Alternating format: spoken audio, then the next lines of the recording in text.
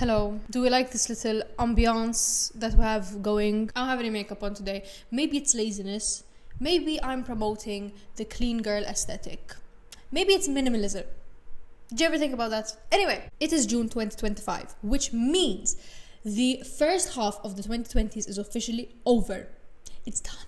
It's done. It's gone. It's gone. And what a polarizing time it has been. I went through so much character development from the beginning of the 2020s till now. It is unbelievable. I have changed a lot as a person, mentally, emotionally, philosophically, physically. I learned a lot. I learned a real lot of new information that I very much appreciate, experience. I gained a lot of new friends.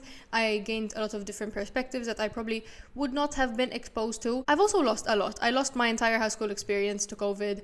I don't remember what it feels like to not have a chronic illness. I lost the mental state I had before I had crippling anxiety, and I lost a lot of people close to me. So what a time it was. But with a lot of things that we lost, we gained something, and that is the concept of a microtrend. I truly believe that the definition of a trend is dead. The word trend is dead. Everything is a microtrend. You are lucky if a trend gets a 3-month lifespan max, and I'm being generous. I blame TikTok. Sorry to blame TikTok for everything, but I do, because especially with celebrity culture, either something is made famous on TikTok, even books are advertised as made famous on TikTok, but also the idea of being a TikTok influencer, they do become trendsetters. So if you build your career on an app that rots people's attention spans, the trends that come out of your influence are also going to have a short lifespan. My TV turned on its own, that's why there's blue on my face. People were experimenting a lot with their personal style in the beginning of the pandemic because everyone's stuck inside. So you're free to wear your heavy eyeliner and heart cutouts on your cheeks, and no one's going to tell you anything. Why? Because the internet's fake and you can do what you want. I think the early 2020s is when we started seeing the word aesthetic used as a noun, specifically to refer to a category of someone's personal style. Cottagecore aesthetic, kidcore aesthetic, dark academia aesthetic. There was still a kind of set of rules of things that make up a particular style. It's like we have this innate urge to put everything in a box, which defeats the whole purpose of self-expression if you're limiting yourself to rules. But anyway, everyone and their mother is doing a recap on the 2020 microtrends, and I want in because I have opinions. I'm not going to do this in the style of a tier list. I have categories. It's also not in chronological order. Sorry. The first category is it was never a trend. These are things that I liked when they were popular, and I still like now that they are unpopular, and I will continue to like them. The next category is grew to love. These are things that I either had no opinion on or I didn't like them when they were popular, but I have grown to like them. I like them now, and that's the important thing. Who is Tokyo drifting outside? The next one is okay.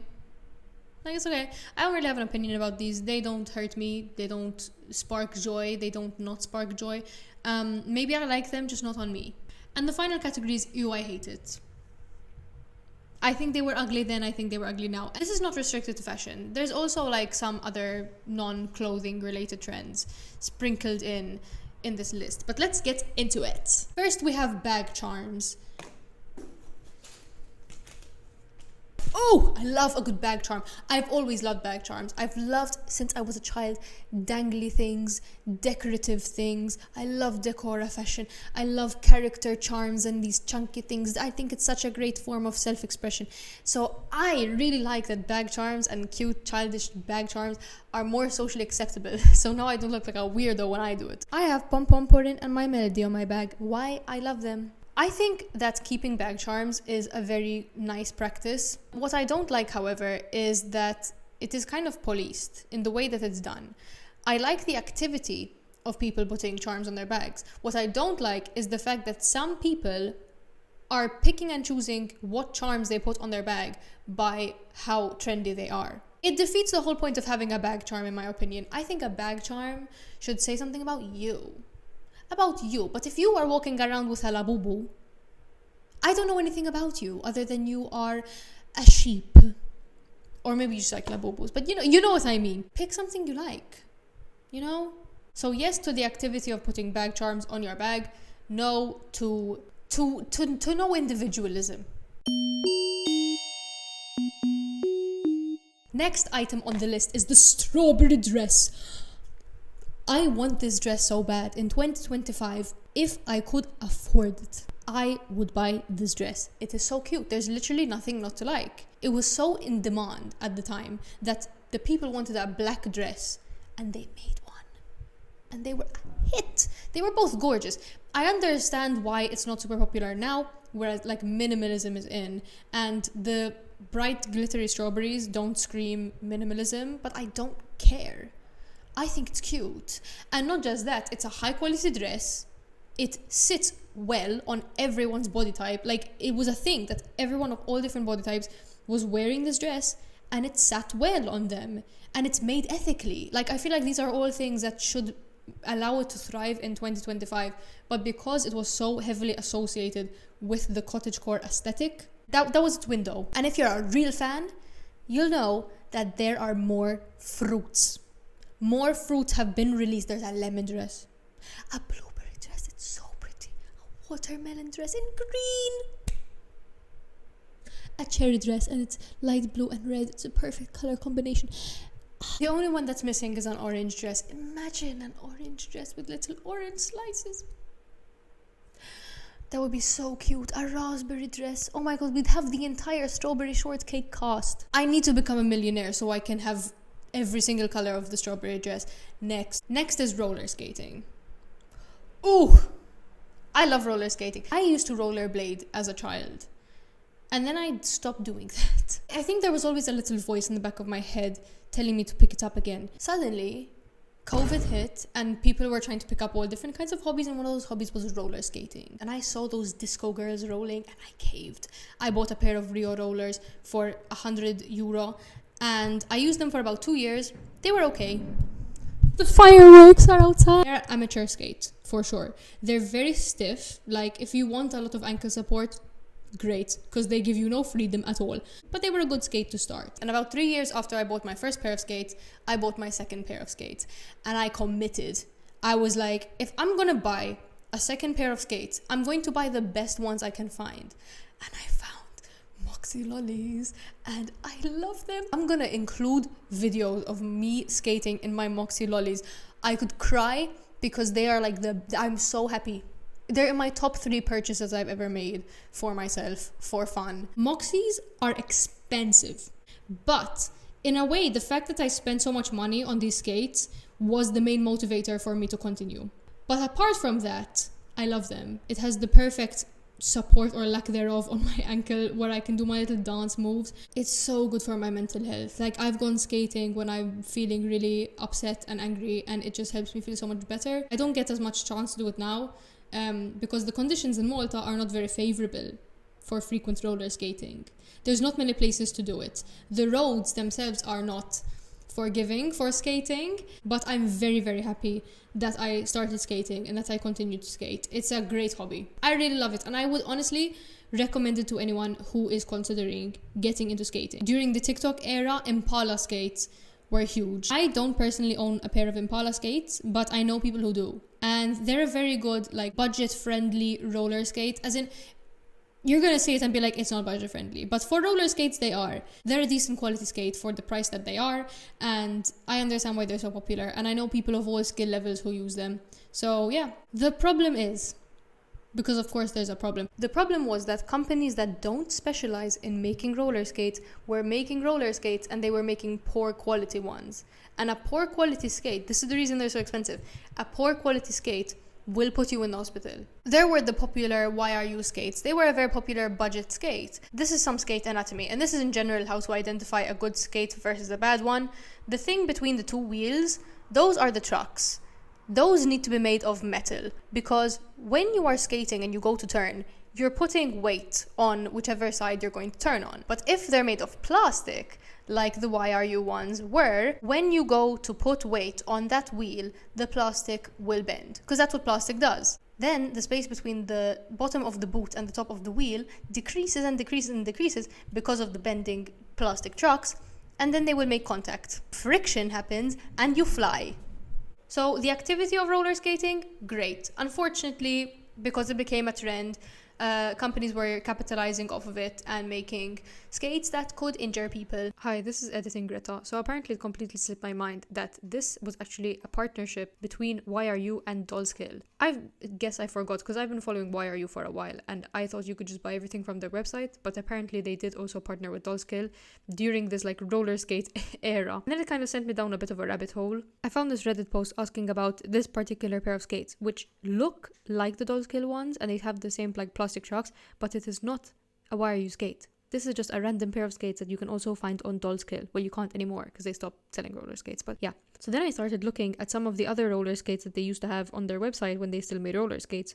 And there were some red flags. They have a bunch of different colorways, a bunch of different designs. They're all kind of like printed on. They have a lot of these like novelty skates. And even though not all of them have plastic chocks, they all have bolt-on toe stops, which are like cheaper to make. So that's just an indication of cutting costs. And from what I have seen on Reddit, because I trust Reddit for people's opinions, the skates are not good. They are poor quality. They lure people in with like cute designs and characters and like Kuromi and Powerpuff Girls and Care Bears, but then they sell not good skates. It also sucks because roller skating, and specifically jam skating, which was what was really popular in the 2020s, started with the black community. So it really sucks that such a positive, healthy, fun hobby has been made into a hazard by companies that don't know anything about skating and don't really care to invest in good quality materials. Next is sweater vests. I like the sweater vest. I don't have much else to say. I like it. I wear them. I have a bunch of sweater vests. I think they are very 70s. That was a thing in the 2020s, was like almost 70s revival, I would say. And I love 70s fashion, so I'm really happy that sweater vests came back into style for that brief period. I managed to get quite a few of them, so yeah, I like them. Platform boots! Platform boots! Yes! Guys, I'm 155 centimeters. For the Americans, that is 5'1". Let me show you the platform boots I have. They were a thing in the early 2020s and then they died out and then they came back with Sabrina Carpenter. I think they were just meant to be here permanently. Apart from the fact that they make me feel like a Polly Pocket or a Bratz doll, they're so much more comfortable than regular heels. I truly believe that heels are not made for women's feet. I always get questions when I wear my platform boots like, isn't that uncomfortable? It's so high. No, the platform acts as a support. I love them and I'm happy that they're here. I don't see why anyone would not like them, genuinely. Sorry, my cat has woken up and decided that he wants attention. Hi, Zeus.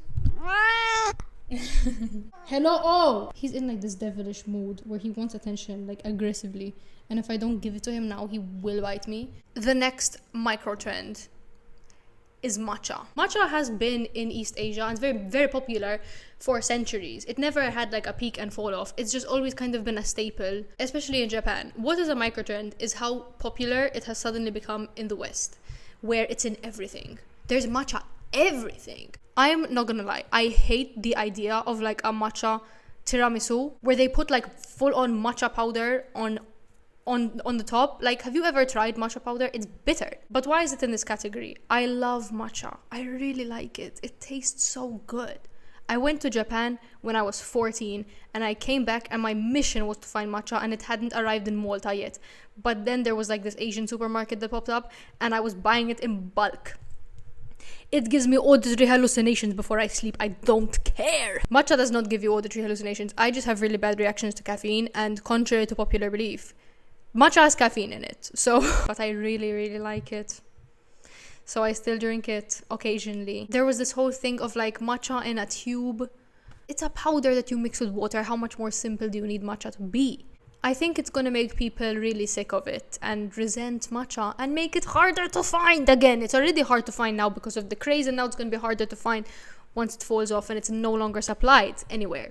I genuinely really like it. I just hate that it has become a microtrend. It's been used in quite unnecessary ways that I feel like stray a lot from its original uses. Like, it is not a substitute for powdered sugar. I'm sorry. The next is Hello Kitty. I actually wrote Hello Kitty / Sanrio because first it was just Hello Kitty and Kuromi because of the e-girl movement, but slowly it became about like Sanrio in general. I love Sanrio. What can I say? I grew up in the 2000s. Hello Kitty was on everything. Charmy Kitty was on everything. This is so funny to me. Is Charmy Kitty is not like a popular character at all, but growing up, I remember her on all of the stationery and everything. So I don't know. Maybe in the EU she was popular. As I mentioned previously, but this isn't even the beginning. This is not even the start of it. I'm gonna show you my collection of pom pom pudding merch. Spoon. Fridge magnet. I don't have it here, but I also have this plushie. Really cute. Lunch box. And it has these on the side. My Nintendo Switch case. And in turn, the cover of my Nintendo Switch. And most recently added to the collection, him. And look. Can I show this on YouTube? And I also have like 3 other keychains, which I don't have here. But point is, I love pom pom pudding. And I feel like you can tell a lot about a person based on what their favorite Sanrio character is. I like that. Yeah, I also like it because it is something popular, but even within that something popular, there's all these different characters that you can pick. You can have a favorite. And it's actually a different character, not just a different colorway of the same thing. Vote pom pom pudding as the best of I'm sick of seeing cinema roll winning. The only downside I can think of like Sanrio being popular is there was that era where people were storming Target looking for Hello Kitty stuff and like making stashes and hiding stuff and if there was a thing that had 2 pieces, hiding them separately, like that's crazy. But I feel like it's only a thing in America right now, which I don't have to worry about because I don't live there. Also, unfortunately, liking Hello Kitty and liking Sanrio has turned into another thing that like misogynists use as like a red flag. Like if she's a Hello Kitty girl, if she's a Sanrio girl, run, she's mentally ill. Hello Kitty girls don't want you. Relax. Next is Kidcore. That was really big in the very beginning of the pandemic. In a way, it was also kind of at the same time as hyperpop. Like those 2 things were both kind of associated. I never really got into hyperpop. 100 gex. No. But I liked Kidcore. Why? Because I love nostalgic things. I love being in touch with your inner child. Kidcore was healing your inner child before we knew what healing your inner child was, because it was characterized by wearing like cartoon clothes. I had like a Care Bears t-shirt that I always used to wear. It was like a more socially acceptable way of wearing things that are usually meant for kids, like dangling stuff off your belt, butterfly clips, kind of like letter block keychains. To me, it was healing your inner child, and I love some loud colors, so it was good. It was good. Some people sexualized it, which was fucking weird. I think we normalize straight up philia in too many parts of our online culture, unfortunately, and I hate that Kidcore was kind of sucked into that. To me, it was just a fun, cute way of expressing myself and being in touch with like my childhood and like fucking Care Bears and My Little Pony, bro. Let me live. Let me innocently enjoy nostalgic things. Thank you. Still very much in the early 2020s, color blocking. I love some primary colors. I like pastel color blocking. That was really, really popular at the time. And wearing outfits that were just made up of like 2 vibrant colors. Pastels were also huge at the time. Like it was color blocking either with primary colors or pastels. Those were the 2 main color palettes, I think. I like both of them. Okay, some more recent ones that I love. I actually really like Sambas and Gazelles. I don't own a pair. But like if I were to find them in a few years in a charity shop, I would still buy them.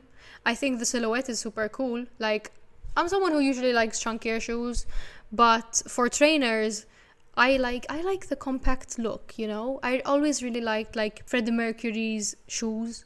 And then the Sambas and the Gazelles went in and did that and came in with a similar kind of style. So I think now they've become overhated. But I would only buy them if they were in a charity shop, you know? The next thing I actively enjoy are chunky claw clips. Wait. I have this one, and I have a few other ones, but these ones right now are super popular, and I think they're really cute, so I wanted one. And I got one. Now there's these weird trends of like things that are unchic, which is a stupid idea. I see chunky claw clips always being put on those lists, and I'm like, it's a clip. It's cute. Anyway, I like them. Chunky claw clips, again, are something that is part of the Y2K revival, I think. I think it's a fun little way to put something nice in your hair. I particularly like the licensed Arietti hair clip. That's very cool. I think especially because I have like wavy hair. It's usually curlier, but it's been growing, so I have this problem where I cannot really use small claw clips, like the thin ones, and like little hair clips, because my hair will kind of pop them. They just won't hold in my hair. So I really like these chunky ones where I can just loosely gather my hair and have it work. The final thing on the list of things I will permanently continue to enjoy is maximalism. I love a decorated room, bordering on cluttered room. I love a busy outfit. I love throwing belts on there. I don't believe in the idea of before you leave the house, take one thing off. No, I'm gonna be dripping in accessories if I can be. I like looking like a 2000s Cartoon Network character when I leave the house. When I do wear makeup, I go all out. It is either nothing or this. Now moving on to things that I have grown to love. The first being cowboy boots, and I cannot believe I'm saying this because I used to think people look silly in them, especially if they have no connection to the cowboys at all. Like, girl, you are from Sweden, why are you wearing them? But I grew to like them. It can be very flattering, especially on some flare jeans. And I bought a pair myself from a vintage shop, and they are like 30 years old, so I did have to like repair the heel because it was falling apart. But I really like how they look, so the cowboy boots have won my heart somehow. Bucket hats. I used to dislike them. And again, this is something that showed up with like Kidcore. Because everyone used to wear bucket hats when they were little. I used to wear a bucket hat when I was little. It had like the little Powerpuff Girls on the front. I really liked the Powerpuff Girls as a child. Next are rectangular glasses. I like them. I have a pair. I wear them all the time. I got them for super cheap from Sami. In the 2000s, these glasses were super popular and I hated them. Here they are. Guys, I love them. I'm sorry, I look good in them. What do you want me to say? Not with this hair, but it's cute. It's cute. Like, there's this myth in the glasses community that if you have a certain shape head, the shape that suits your face the most is like the opposite. So if you have a square head, wear round glasses. But I disagree. Next is corsets. I didn't really have an opinion about them. Just I didn't consider wearing them like in public as part of my everyday outfit. And then like people were wearing them and I was like, oh, that's actually cute. Oh, I'm jealous of the girls who can put on the Amazon corset and it actually pushes up something. I'm jealous that they have something to push up. Ha! Anyway, I'm not an advocate for wearing corsets on your bare skin, especially if you're cinching them really tight. Like, that could be really bad for your organs and your bones and your skin. It's like irritating. But wearing it over clothes as they are supposed to be worn is cute. I don't think corsets need to be historically accurate. Like, if they're cute, they're cute. But I'm specifically talking about corsets, not corset tops. I will get into corset tops later because I have thoughts. This is a photo of me wearing an outfit with a corset. I think it looks nice. I feel like a vampire from the Twilight movies. Jorts. I didn't like jorts. Look, there's a lot of things that have re-emerged in the 2000 like trend that I remember disliking heavily actually in the 2000s when I was tiny. But I still had thoughts on fashion when I was in primary school. I thought jorts were super ugly. We didn't even call them jorts, they were bermudas. And I had to wear them as a child because the shorts were too short. Shorts were, of course, too short. So, bermudas, it was. I feel like I look like a bird when I wear them, but on other people, they look really cool. Recently, I've been wearing more baggy skirts and stuff and kind of not really caring that I look like a bird when I wear baggy bottoms and my legs... and my legs are still visible. So maybe one day I will rock the jorts. Who knows? Low-waisted jeans. Oh my god. I hated these as a child. Like, to me, low-waisted jeans were something that, like, if you were to ask me what trends I wish stayed in the 2000s, I would tell you low-waisted jeans. But I've learned. Like, it's crazy how much I used to hate low-waisted jeans. In fact, when I started wearing them, my mom was like, you used to hate these. Now you're wearing them. Hello? But no, I have learned that they look very nice, actually. I'm cooking. That's my air fryer. Sorry, those were my chips and Lidl brand fish fingers calling my name. I have a short torso. I learned that I'm in fact a short torso girly, And I think low-waisted jeans are really good for girls with a short torso. I think it actually really suits my body type, which I was shocked by because I really didn't think that they did. And now I wear them quite a lot. My mom gave me these low-waisted Wrangler jeans from the 2000s that I didn't wear for a very long time. They were sitting in my wardrobe for years because I was like, I'm never, ever, ever, ever going to wear this. These are insane because it's really low-waisted. It's like original 2000s authentic. So the V-line is V-lining, you know what I mean? The crack is peak. If I sit wrong, people will see my crack butt. My crack. But when they went in fashion again and I tried them on and they were small on me, I showered in them. That's a life hack. If there's pants which are small for you, you should shower in them because and just do squats in the shower. It will make them fit you better. The fact that I showered in these jeans shows how badly I wanted to save them. E-girl makeup. I never hated this. Like, ooh, voice crack. I never hated this. It doesn't suit my face. It doesn't suit my aesthetic. I was never one of the e-girl aesthetic. No matter how I tried, I could not be an e-girl when it was trendy. I think it still looks really cute on people that actively wear this makeup. I liked it in the beginning.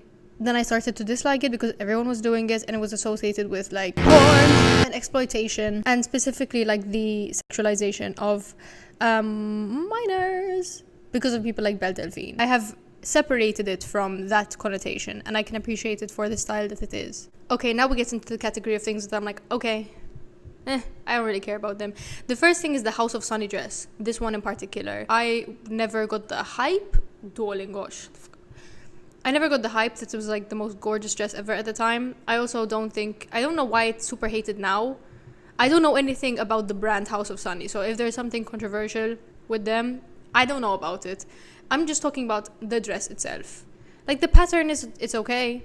Next is tie-dye. I don't know why it was such a huge thing.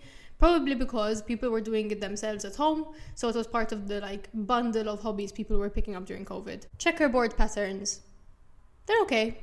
I like them sometimes. Now they're like really overhated and it's like everyone associates, like they see the checkerboard pattern, oh, flashback 2020s. It's just a pattern and it's not that bad. I think there are worse patterns out there. I think the Vans are cute. I actually have a pair of green checkerboard Vans that I found at TK Maxx and I really like them. Cow print, again, is just a print.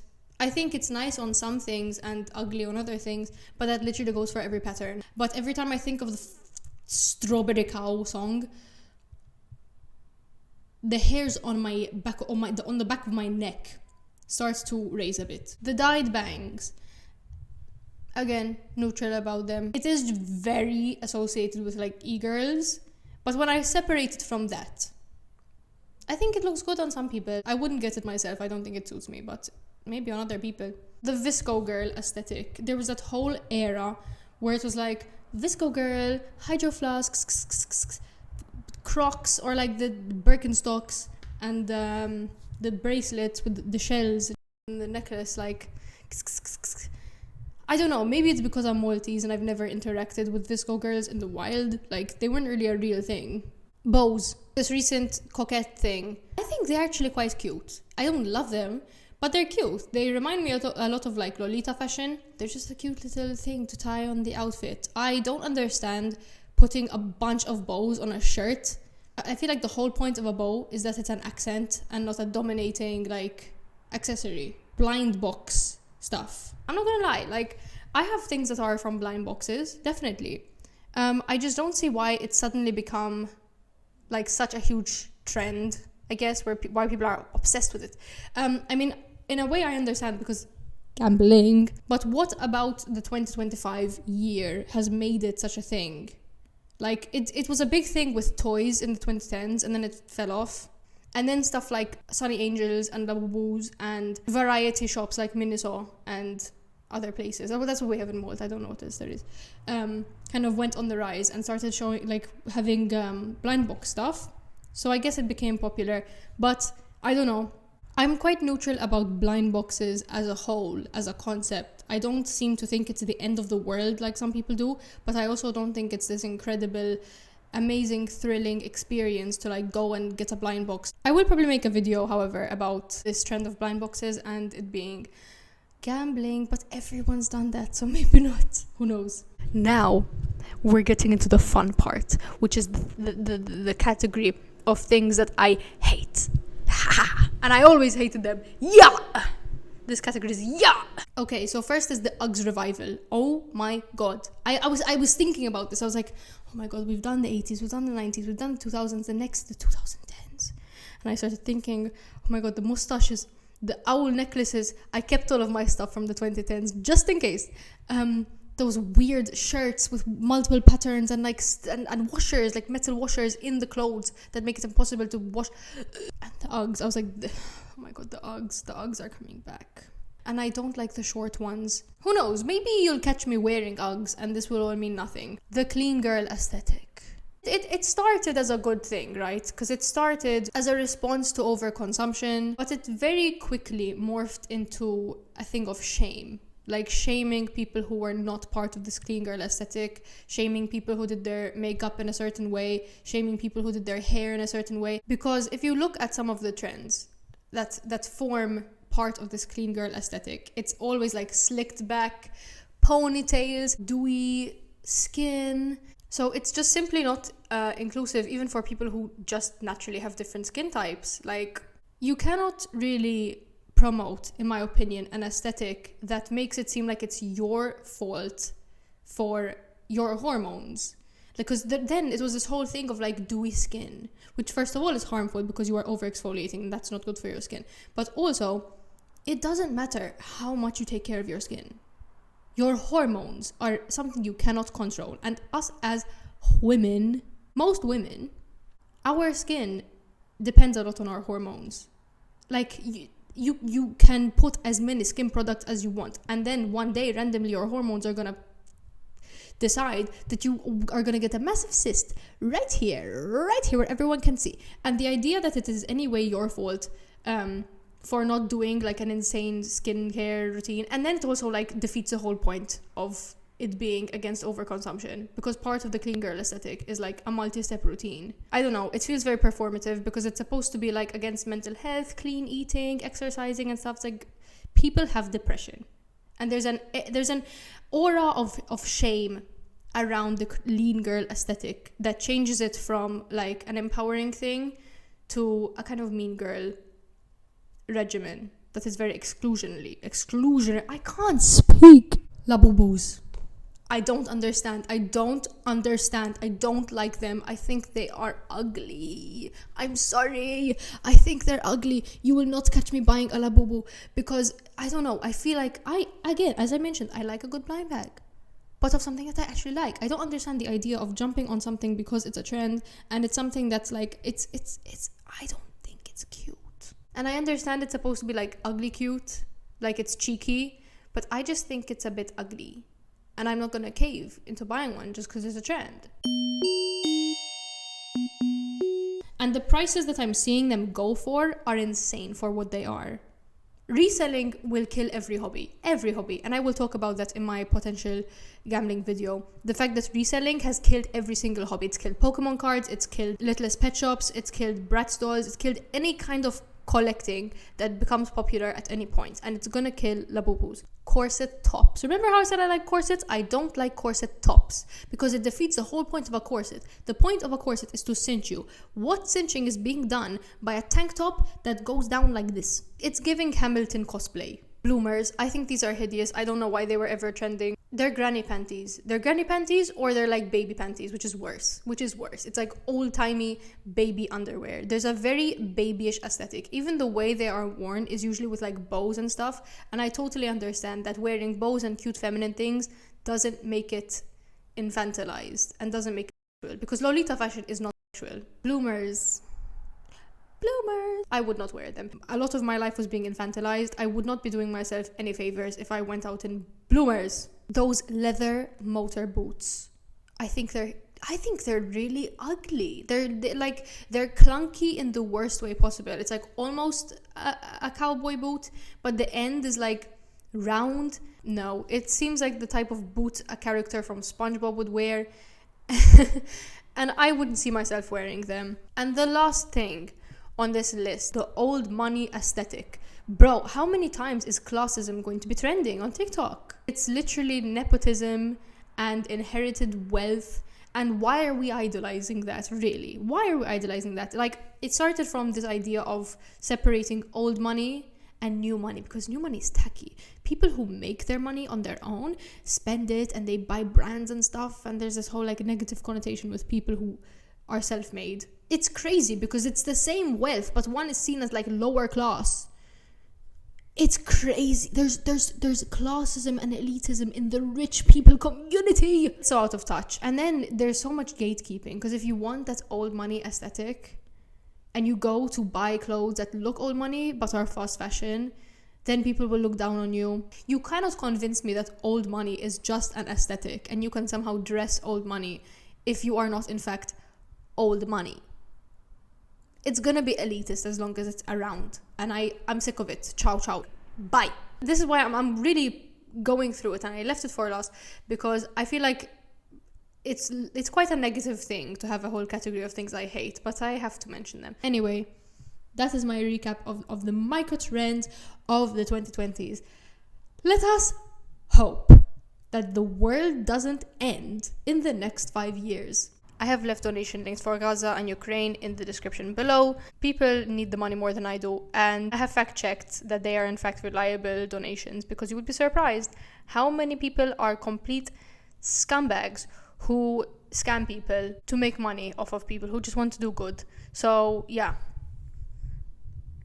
Thank you for watching. Please comment what I should yap about next.